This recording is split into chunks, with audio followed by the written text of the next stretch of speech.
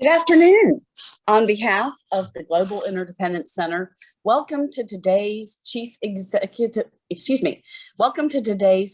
briefing. I'm Lisa McIntire Shaw, GIC's Vice Chair of Programming. As a reminder to our guests, today's event is being recorded and the replay will be available through the Global Interdependence Center website tomorrow. That's interdependence.org. Over the next hour, we will explore how the small business economy has continued to adapt to shifting COVID-19 related challenges. We have terrific speakers for you today, and they will share their remarks before we open to audience questions. Our speakers are GIC board member Holly Wade and Chris Wheat. First, I'll let you know a little bit about Holly. Holly is the executive director of the NFIB Research Center, where she conducts original research and studies public policy effects on small businesses. She produces NFIB's monthly Small Business Economic Trends Survey and surveys on topics related to small business operations.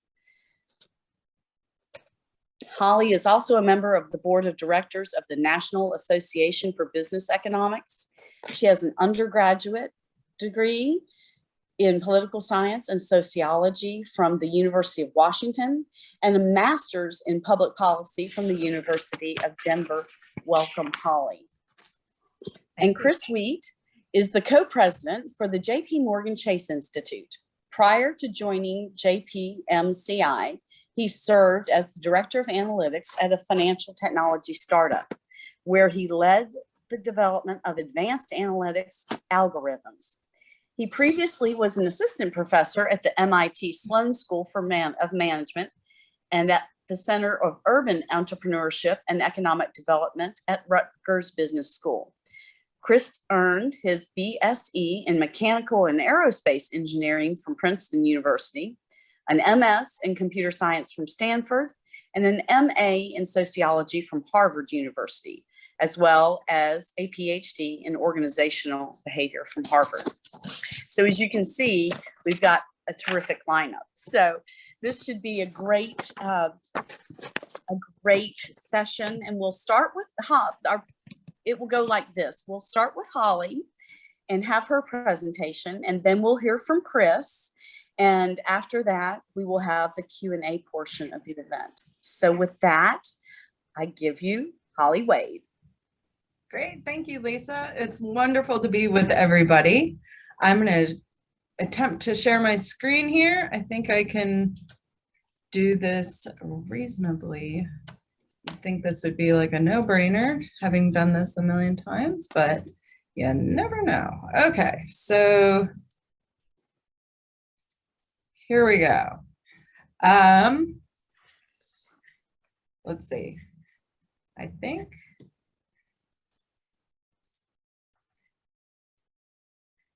And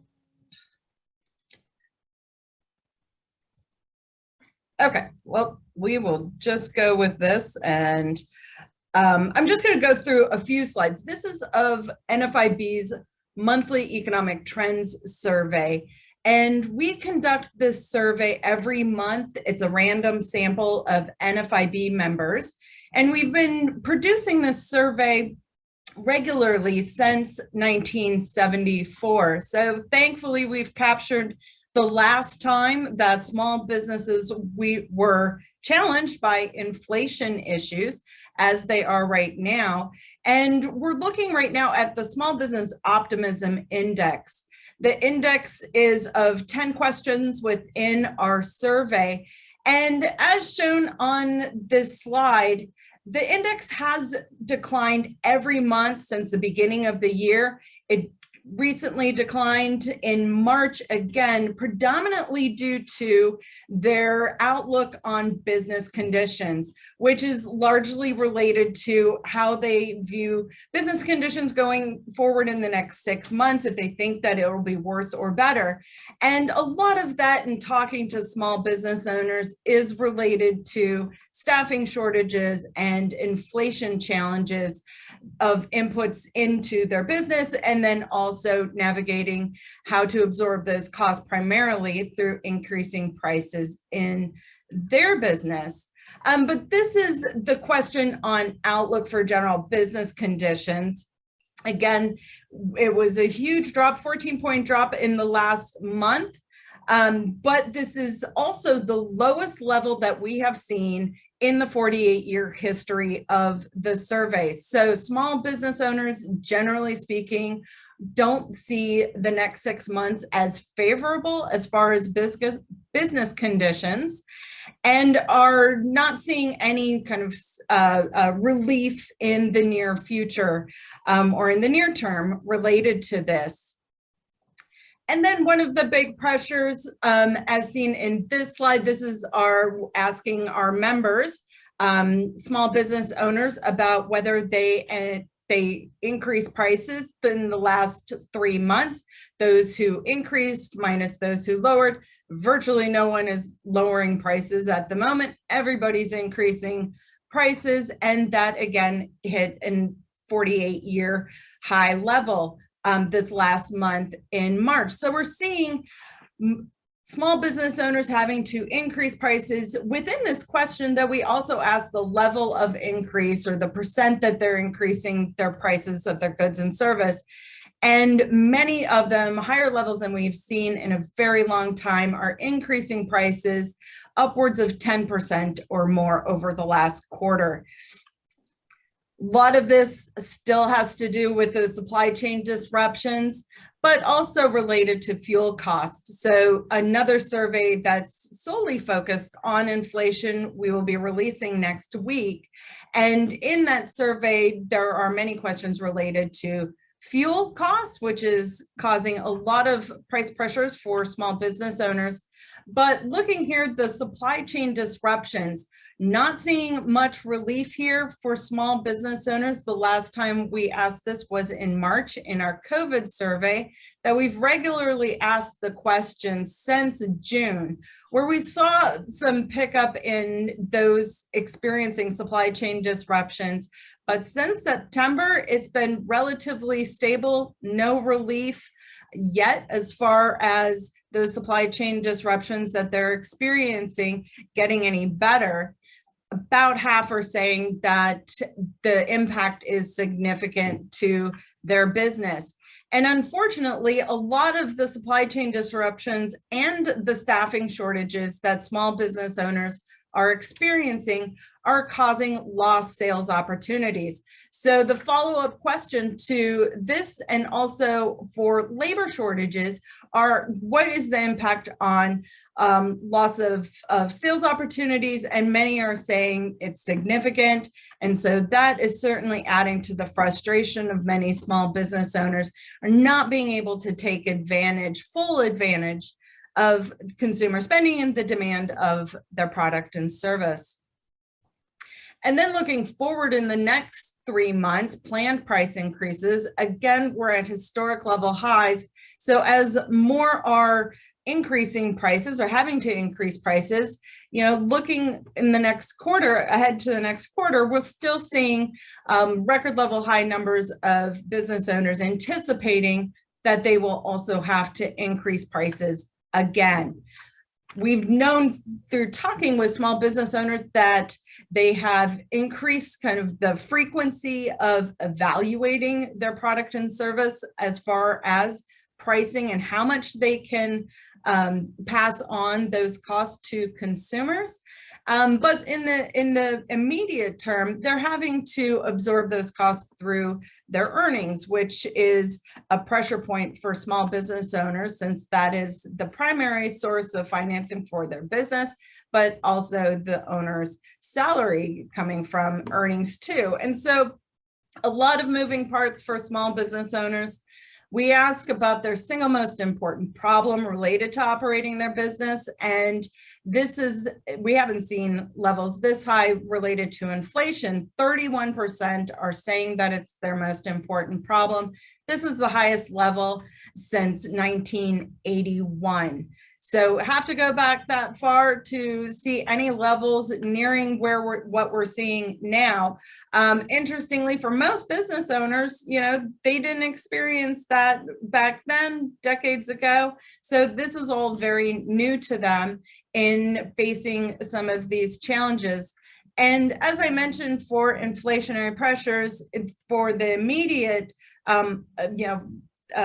vehicle of absorbing those cost increases is their earnings. So more are saying that their earnings over the last 3 months compared to the prior 3 months are lower than higher.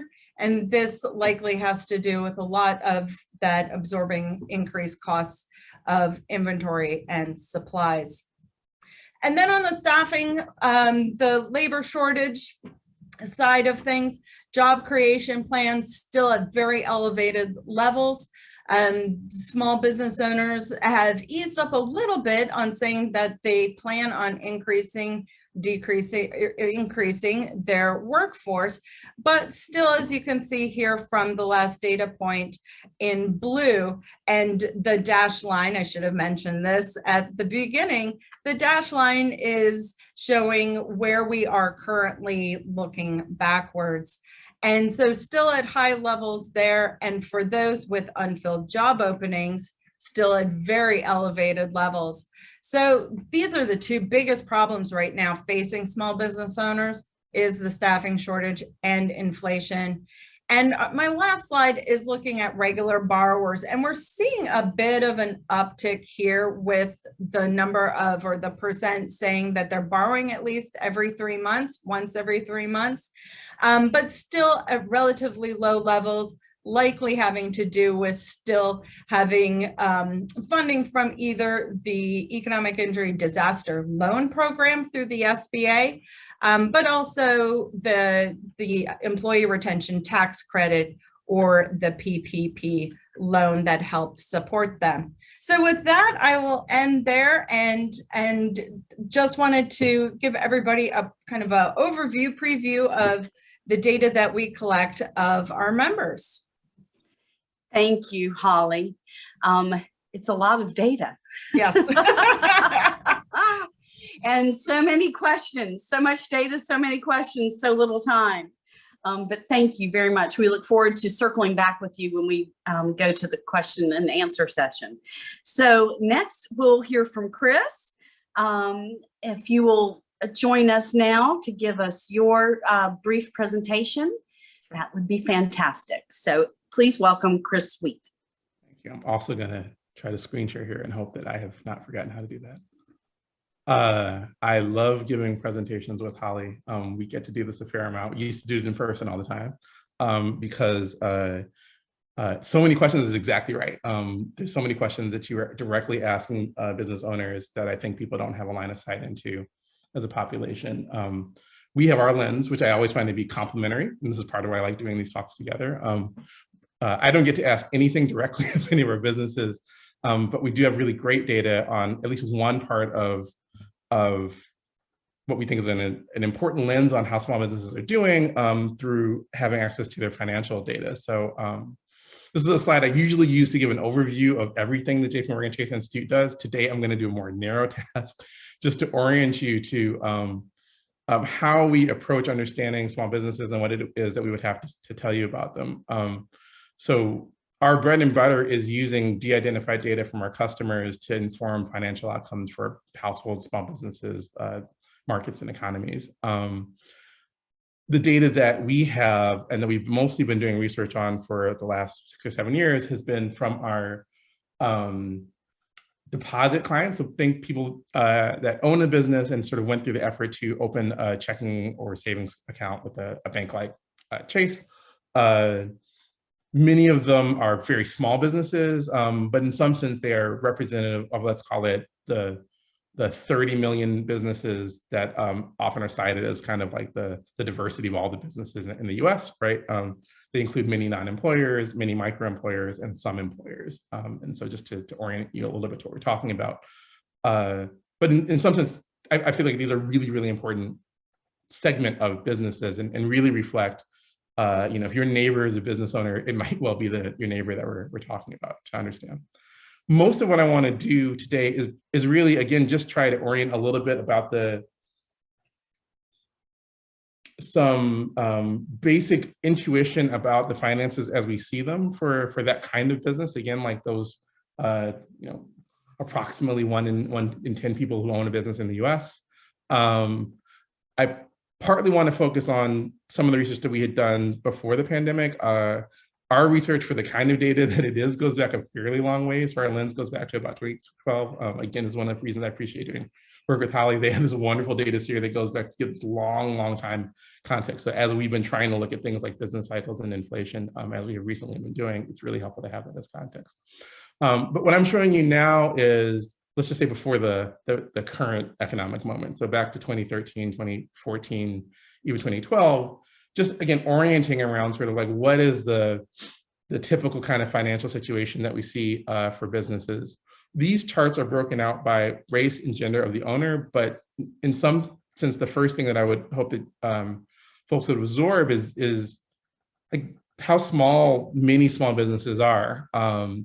So this is showing typical first year revenue for typical first through fourth or fifth year, two different reports actually, but they were similar in design for the businesses that are in our data set. And, like most of these businesses are, like around or underneath $100,000 of revenue, right? So these are quite small businesses. And for a lot of people, sort of the experience of owning a business looks something like this.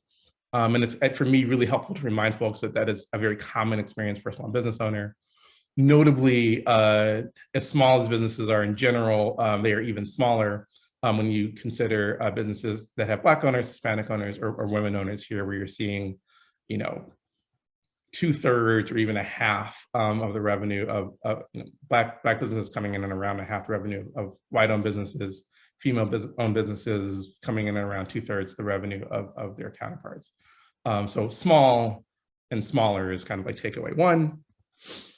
A different lens to help people understand the smallness of many small businesses and sort of the remarkable context in which we see these businesses flourishing and thriving.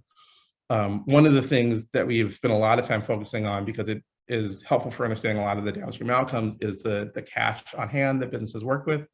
So a kind of exercise that we'll typically do is to assess like how much money do we see going out of a person's account, a business owner's account, and put that up against, well, how much money they typically hold in an account to get a sense of their runway. It's we use the term cash buffer, but the measure is like how many days of operations do we typically see in the account of a small business. And again, it's quite small, across the board, Black, Hispanic, or white owners, we're seeing less than 3 weeks, right? So as you think about some of the more recent challenges that have come across for the small business sector, like it's helpful, I think, to be reminded of, in normal times, how much cash are many of these businesses working with.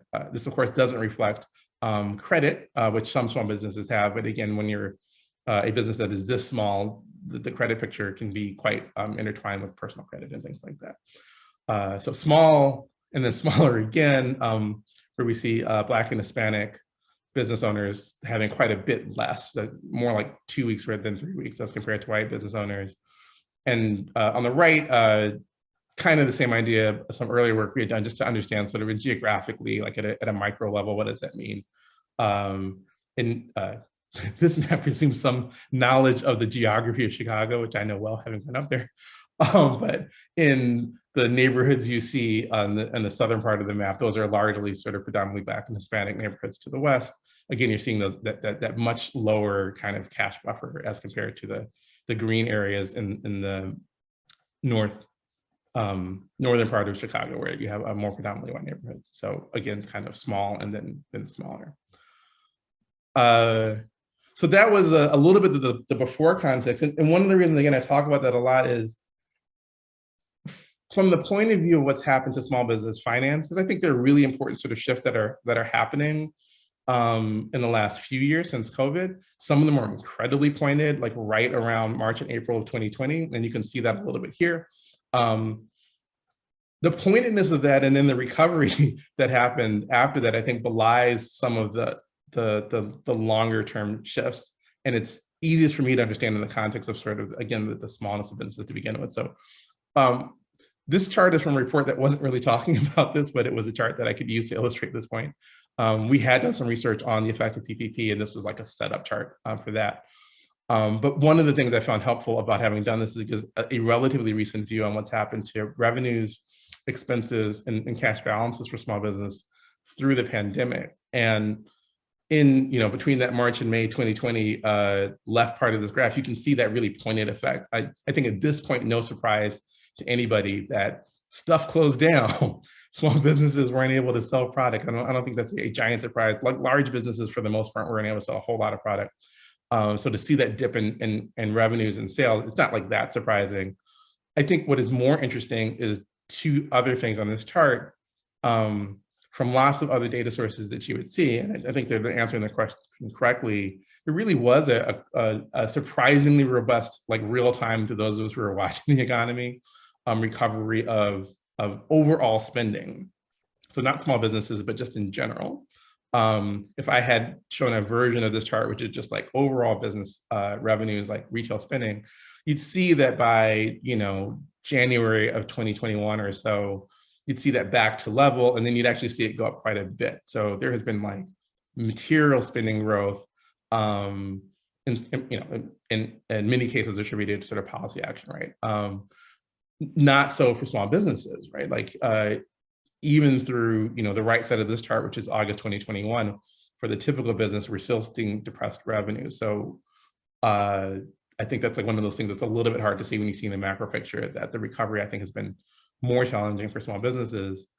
The other interesting thing, I think, is the picture about balances. I had suggested that they are small. They remain small, right? But interestingly, those balances elevated after the onset of the pandemic. This is a pattern that's like not super uncommon. We had done some other research looking at other disasters, hurricanes specifically, and saw something similarly, at least confusing to me at the time. Some of this, I think, is programmatic. It's PPP sort of pushing money into small businesses. It's like sort of, that was the design of what it was intended to do.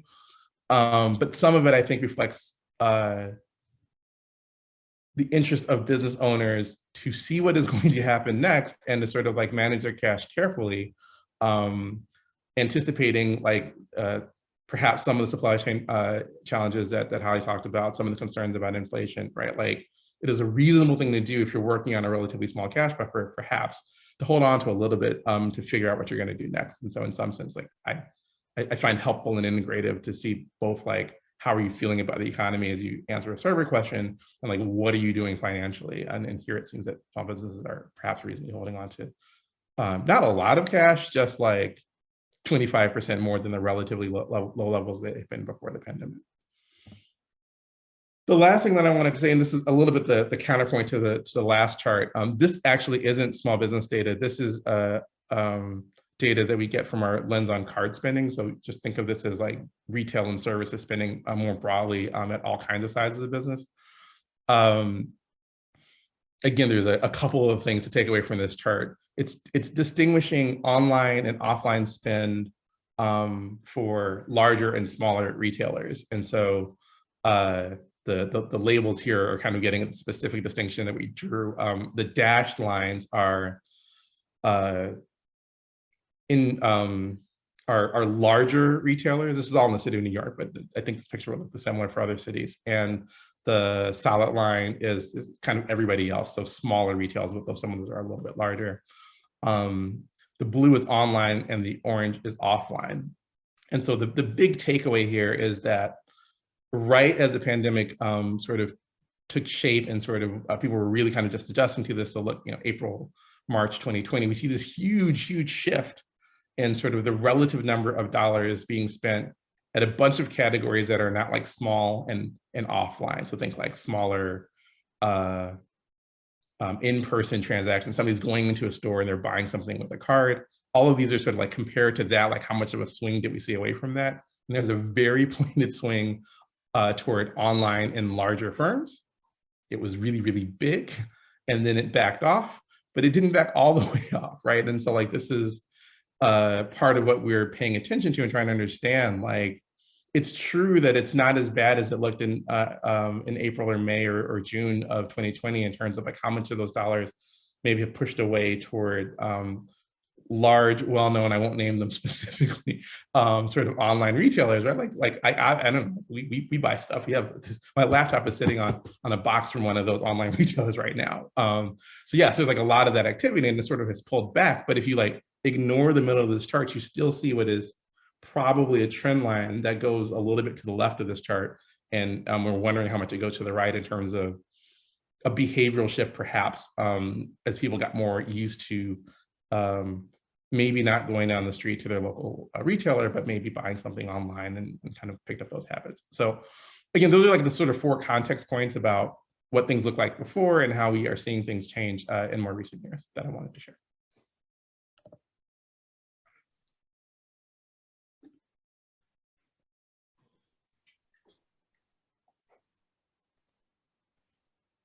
And this is where I am expected to say, well, thank you for that brilliant, brilliant information, Chris. It really is. It's great to be with you again. I've enjoyed getting to know both you and Holly.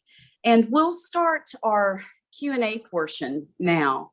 And I think it's important for our audience to remember kind of what percentage of the US GDP is small business.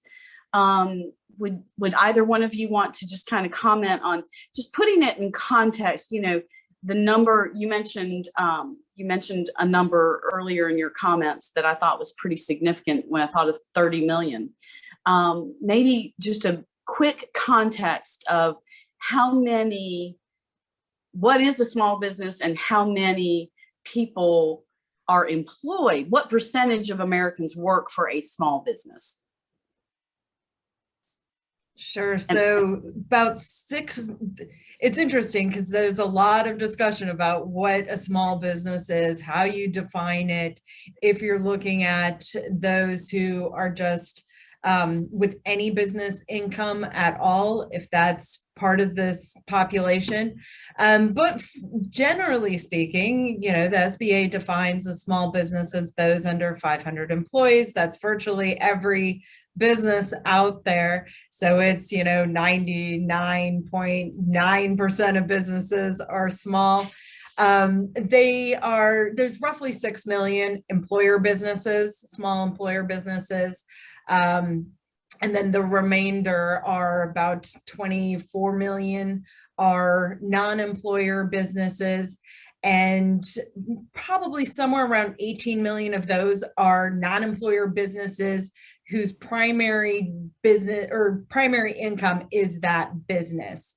And then the rest are, you know, business income, but not their primary source of income. Primary source.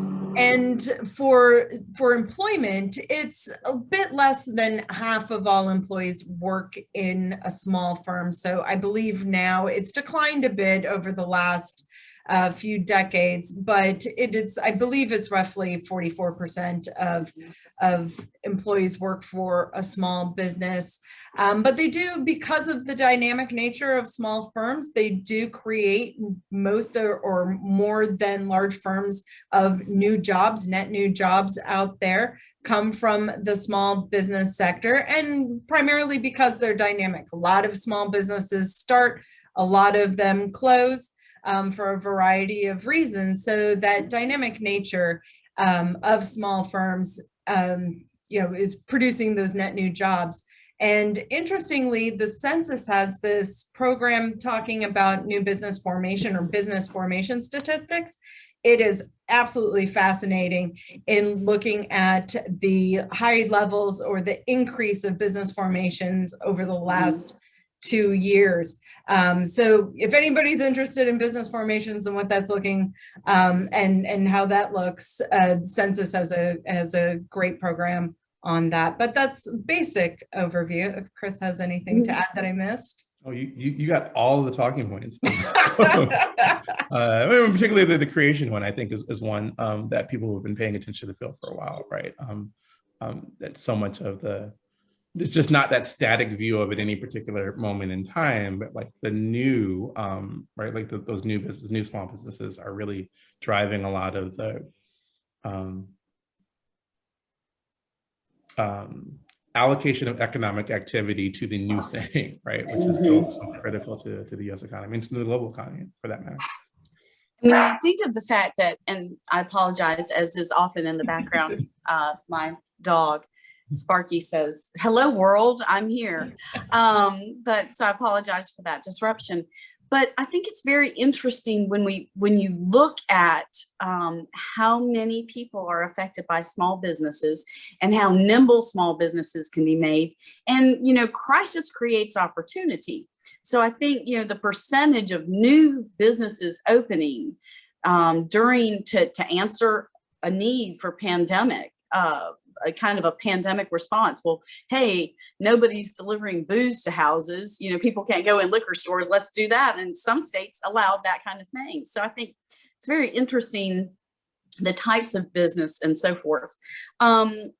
One of the questions that we got from an audience beforehand, and I thought this was particularly interesting, was the question, and I think I know where they're coming from on this. Does small business thrive in socialist countries? And I have my own couple of thoughts on that, but maybe both of you, starting with you, Chris and Holly, maybe both of you could give your opinion on that, if you have an opinion. It's definitely going to be an opinion. I should say that our research largely sits in the U.S. because that's where our customers are. But I could take a swag at sort of like reasons that you might expect to see a lot, and then reasons that might be quite hard. And I hope I'm not sort of like getting outside of my in the Holly swim lane on the second one, so you can see if we line up there. On the first one, like, Lisa, actually, when you were talking about sort of like how we have in the current moment seen a lot of small businesses step into the new opportunity, like when something wasn't working. Like that would be like one of the reasons why I would imagine, like one of the mechanisms that I would think would lead to a lot of small business activity in a social, right? Like without weighing in super heavily on sort of like whether or not socialism works, I think it would be fair to say that there would be slower moving, larger things. And with slower moving, larger things, that could create a lot of opportunities for, formal and informal entrepreneurship, let's call it that. And so like, that's kind of like my ballpark, since I haven't really looked at this in a long time, certainly not in this job. But that you do see a lot of that kind of activity, probably a lot of it quite formally, frankly, in the informal sector. And unfortunately, probably immeasurable to I mean, it may be anecdotal. It may be hard to determine the numbers around that. But Holly, do you have a thought on the same topic? There are a lot of PhD students out there writing papers looking at the informal nature of entrepreneurship in different countries under different types of governments. Certainly in those governments that are more restrictive, you're seeing a lot of necessity entrepreneurship versus opportunity entrepreneurship, which is a whole different ballgame than what we normally see in the States. However, and we're able to measure entrepreneurship here, but when it's necessity entrepreneurship, which is the case in a lot of countries, again, as Chris mentioned, it's very informal. It's not easily measured, but it is, you know, a thriving kind of ecosystem of small business owners, entrepreneurs trying to, you know, do what they can to survive. But it's out of necessity and not kind of opportunity or looking at market. You know, market availability or opportunities that they have. So it is a different way of looking at entrepreneurship, but it's equally as important. It's interesting. I have in my mind, when I read that question, all of the old cars in Cuba that somebody had to know how to fix them. So somebody was making money doing that, you know, in one way, whether it was through trade or actual payments or what have you. Can you share what Small Business Association, what SBA programs remain available for small businesses that continue to struggle? So we've had, you know, we had sort of PPA, and then we had PPA Part 2. You know, we've had a lot of programs. Is there anything still out there from the Small Business Association that would help a struggling post-pandemic enterprise?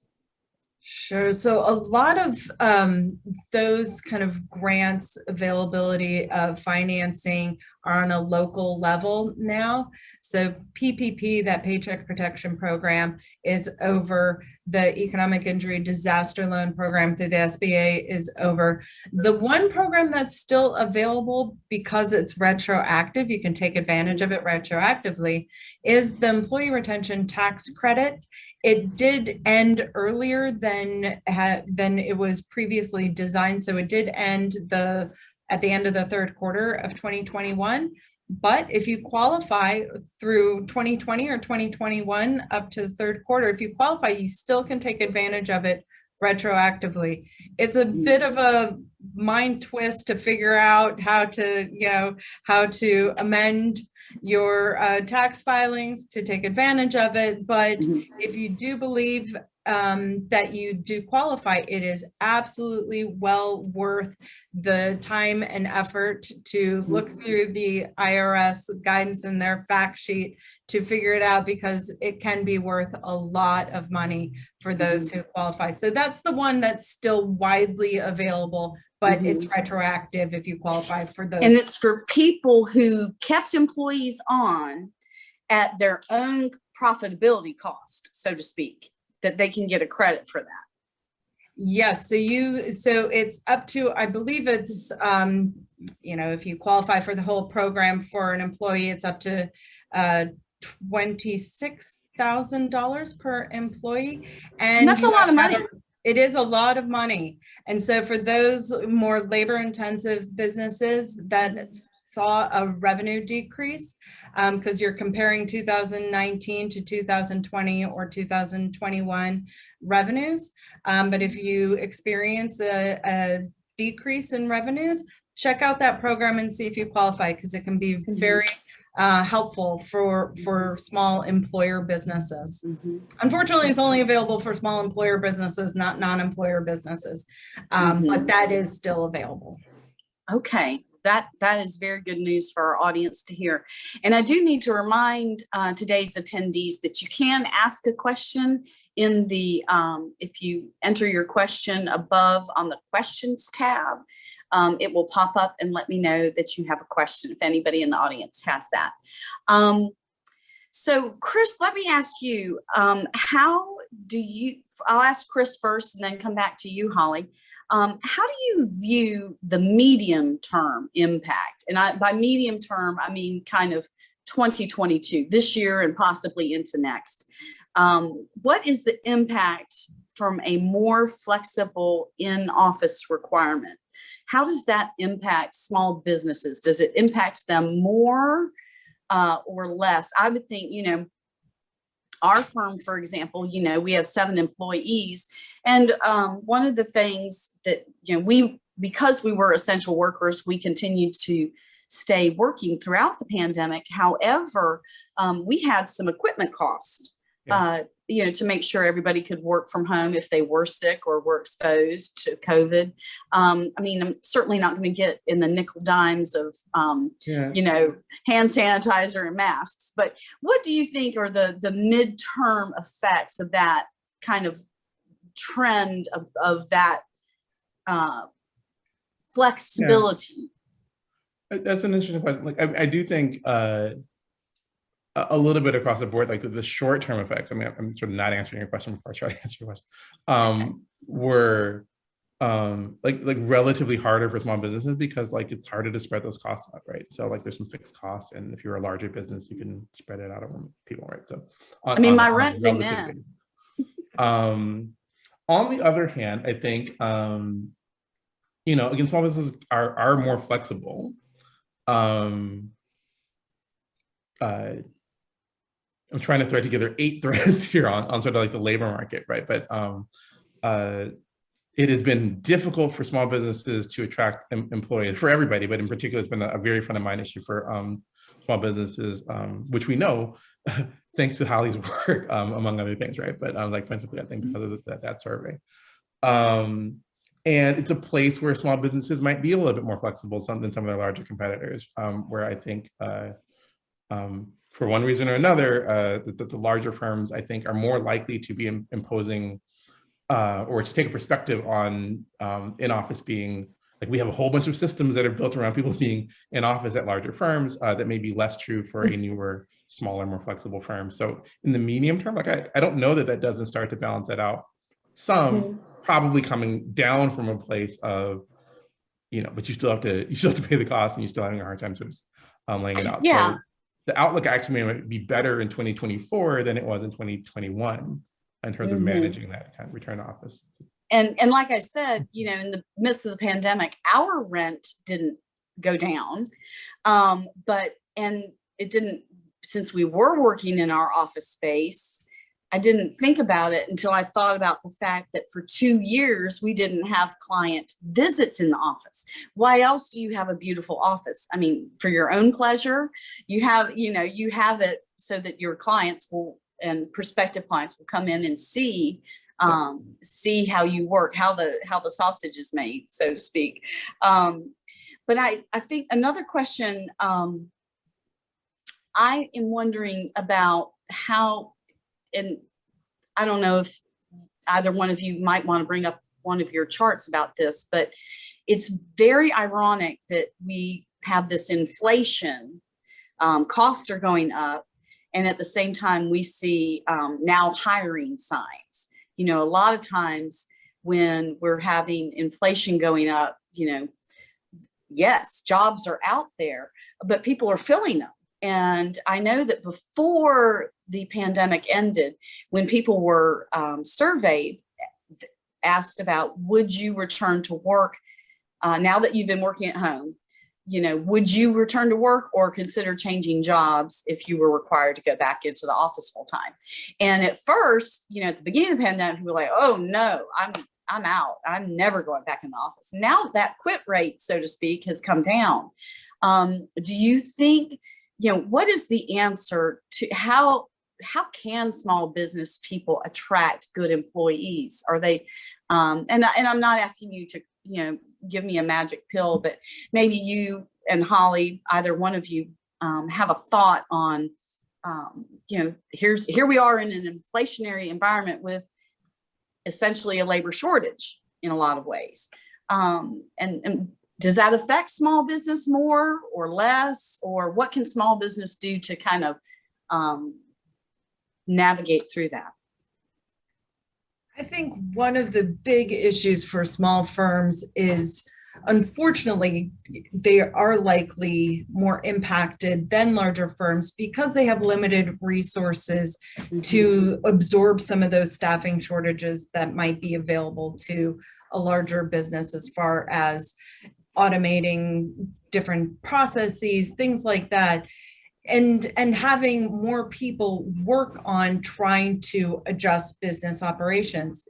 One of the big takeaways that we found from our COVID survey series that asked a lot of these type of questions about how they're adjusting business operations is that they're able to adjust dependent on how much time and energy the owner has to figure it out themselves. So there isn't, a staff table conference room with 20 people around trying to talk this out and figure it out, and everybody going to their respective jobs to then, go forward. It's the owner having to generally make all these decisions themselves. And it's a lot of time to navigate if there are better ways to operate, if they can introduce new technology to help. So in our COVID survey, we have asked, are you introducing new technology where available to help with staffing shortages? Yes, they do that. As far as looking, or as far as trying to fill those positions, they're doing everything that any business is doing. The most helpful tool is increasing wages for those open positions, but then also as retention for their current employees, hiring bonuses, increasing paid time off, enhancing health insurance benefits if they offer health insurance benefits. So they're doing all of the traditional ways of trying to attract and retain their employees. And then as far as business operations themselves, many of them are having to cut back on hours of operation because they aren't fully staffed, or limiting some of the services that they provide because of fewer workers. And so, unfortunately, that's where it gets into, losing out on sales opportunities that would have otherwise been available. And then for the owner, most owners are having to invest more time and energy in just the basics of operating their business, whereas before they might have had a few more hours during the day to think about things going forward and planning marketing strategies and things like that. And now it's filling in for those positions that are currently vacant. And so that's one of the big struggles, is the time component of the owner being able to navigate and think through and make these decisions, sometimes daily. And then this is also, having to look at how they're pricing their product and services and having those decisions all wrapped up in it. So it is a challenge for them. They have been, kind of working through it as things evolve and develop. One of Chris's charts that is so interesting to me, and we found out how real it was at the beginning of the pandemic, was the cash buffer study that you all released. And it was just fascinating to see what literally 18 days looks like as far as a business owner when everything was shut down and they were trying to keep staff on payroll, to keep their employees around, and how quickly the funds or their reserves were depleted, and it took absolutely no time at all. And while PPP happened very quickly, the amount of money that they were able to get out to small business owners, it felt like an eternity while it was happening. Sure. And then eternity during an unprecedented time when day to day was so volatile. Absolutely. We do have a question from the audience, and I think this is a great question from a gentleman named Tom. Thank you, Tom, for your question. And I think I'd like both of you to answer this. And the question is this: do you have any evidence or insights from your work that the recent surge in business formations will last longer than past surges? Are these mainly necessity entrepreneurships behaving differently than in the past?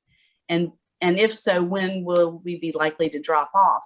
I think that's kind of interesting. I like the way, do we have any other big surge in business formations in the past that are event driven? Because I know a lot of times they're economically driven. The times are good, everybody thinks they can do it better. And wouldn't it be great to have my own coffee shop? I'm sick of that barista.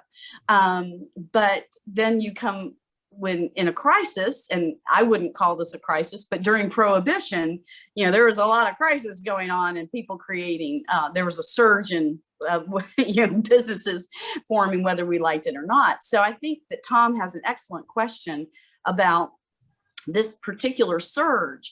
Will it continue? What might be, is it like other ones? And can you point out some similarities or differences between this particular surge in business formation as to other ones in the past?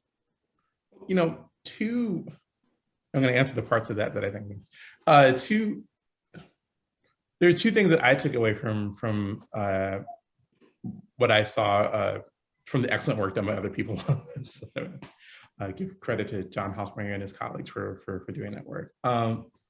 One is like a big piece of the biggest industry and where you saw a lot of these new formations is what was the census calls non-store retailers, which regular people I think call online. So, and when you look at some of the other categories where you saw a lot of this push, I do think a lot of it was responding to a rotation, right? So I don't think that we are continuing to see sort of that rotational push. Like people will continue to see that the opportunities are there that weren't there, but like it's hard for me to wrap my head around like why that particular component would continually keep going, right? Like there was something that changed about the world, people sort of saw it, they responded to it, and I think that caused a lot of formations. The other piece was my recollection and understanding of those data is that there's a way to get a sense of, the intention to hire a lot. Holly's nodding, so I'm feeling more confident in what I'm saying. And I want to say that the share was of businesses that didn't look like they were going to employ a lot of people and grow a lot was relatively high in those starts, as compared to, and again, like I don't know that directly answers the question about the persistence of the shock, but at least add some color to like how you might think about, like, is this like suddenly Americans are just like more likely to start businesses in a sustained way, and all the downstream things that you might expect from that in terms of innovation growth and stuff like that. Like, I think it's a little hard to draw that conclusion from what we saw in the first couple of rounds of that. But that's again me trying to replay what I remember about a good paper. I like it. Holly, do you have any thoughts on that? Yeah, it's a great question, and because of the dynamic nature of small businesses going in and out of existence, it's really hard to predict what this might look like, this recent surge. There hasn't been anything as far as I've seen in the data, and I need to look at it a bit more closely, but I don't believe that we, certainly not after the financial crash or anything like that, that we've seen this level of formation increase.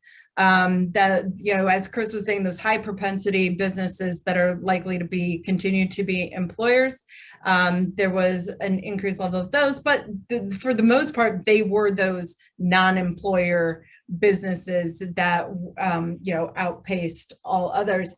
And what that looks like going forward, I don't know, because for decades we've seen a gradual decline of kind of entrepreneurship and all of that, for a variety of reasons that folks are still trying to figure out kind of why this is happening, whether, Americans are just becoming more risk adverse as far as opening their own business or, trying it out, a new business venture. Hopefully some of this is kind of a push into areas that we wouldn't have seen before, and they it will be kind of a new path of entrepreneurship, and they will continue. But as we know, so many businesses, in the first year or two do close for a variety of reasons. I think it won't be too long before we see what this might look like as far as kind of the longevity of this recent surge.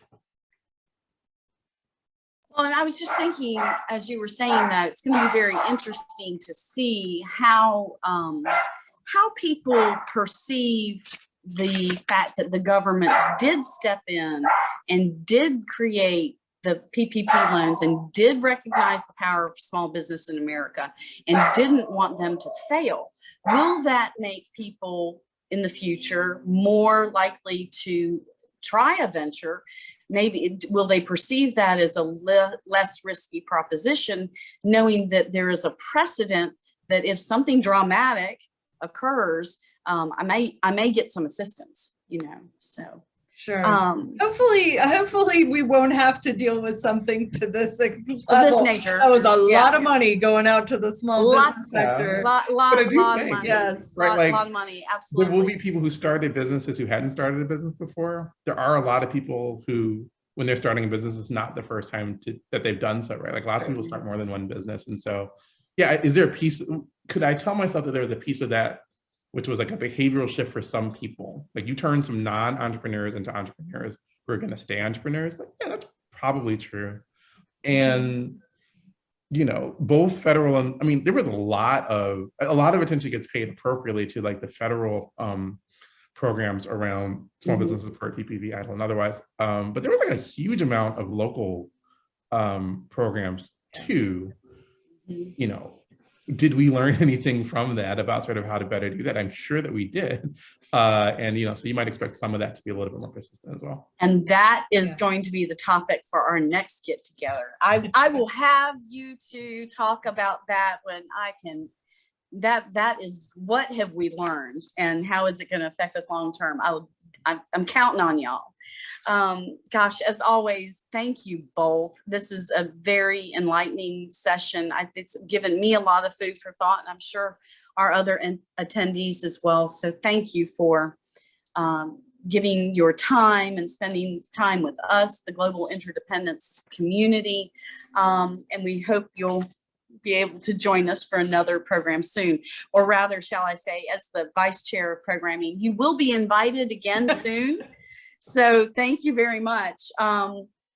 As a reminder, though, before we close, a replay of today's executive briefing will be available on the GIC website later this evening. Again, that's interdependence.org. We are excited to announce that the GIC's College of Central Bankers Institutional Alignment Project event series will continue on April 29th with a webinar on demographics. And we will be joined by the College of Central Bankers fellow Roger Ferguson, former vice chair of the Board of Governors of the U.S. Federal Reserve System, and Masasaki Shirakawa, governor of the Bank of Japan. Complimentary registration is available on our website. As we conclude, we'd like to encourage you to take 30 seconds to respond to our survey. It really helps us know if we have done a good job or not, if you've found this topic, and also provides a platform for other topics. Most importantly, though, please do visit the Global Interdependence website. Become a member. We are an organization that is focused on providing interesting and meaningful content that shows all sides of topical information that affects our daily lives and the economy that we live in. So again, we really encourage you to be a part of this community that is culturious and interested in how other people do it and what we can learn from each other, both from an economic and a business sense as well. So again, on behalf of the Global Interdependence Center, I want to thank you all for joining us, and I would encourage your membership. Everything's on our website, interdependence.org. So thank you and have a great rest of your day.